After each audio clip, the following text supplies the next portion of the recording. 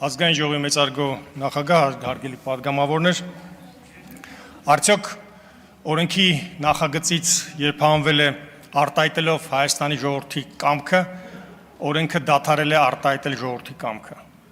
Հայաստանի Հանրապետության ազգային ժողովի կողմից ընդունված ակտերը արտահայտում են ժողովրդի կամքը։ Կարող էր այն ընդգրկված լինել օրենքում, կարող է նաև ընդգրկված չլինել։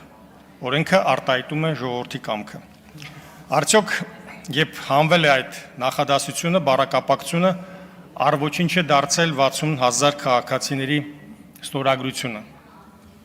Բնականաբար ոչ։ Ոչ միայն 60,000 քաղաքացիների ազգային ժողովի կողմից օրենքը ընդունվելու պարագայում այն արտահայտելու է Հայաստանի ողջ ժողովրդի կամքը։ Իսկ հասարակական հարցումները, որոնք անցկացվել են, դա գիտություն է, սոցիոլոգիան եւ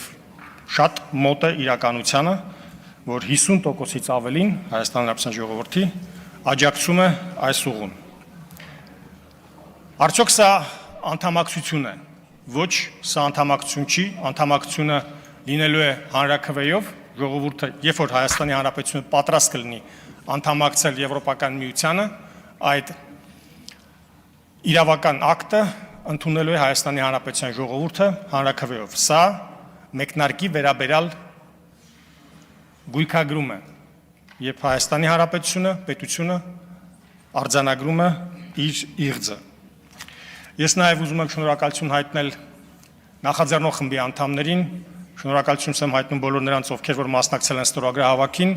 հավաքել են այդ ստորագրությունները, բոլոր նրանք, ովքեր որ գնացել են համայնքապետարաններ եւ դրել են իրենց ստորագրությունը, շնորհակալություն եմ հայտնում իմ գործընկերոջը արդյունավետ ակադեմիական բանավեճի համար, այդ թվում նաև հոդվածների տեսքով, ինչը նպաստեց օրենքի էության լիակատար բացահայտմանը։ Կոչ եմ անում կողմ քվեարկել օրենքի նախագծին։ Շնորհակալ եմ։ Շնորհակալություն։ Քաղաքացիական պայմանագիր կուսակցություն Սարիկ Մինասյան Սարի պես Գյումրու թիկունքին Քաղաքացիական պայմանագիր Քվեաթերթիկ համար 1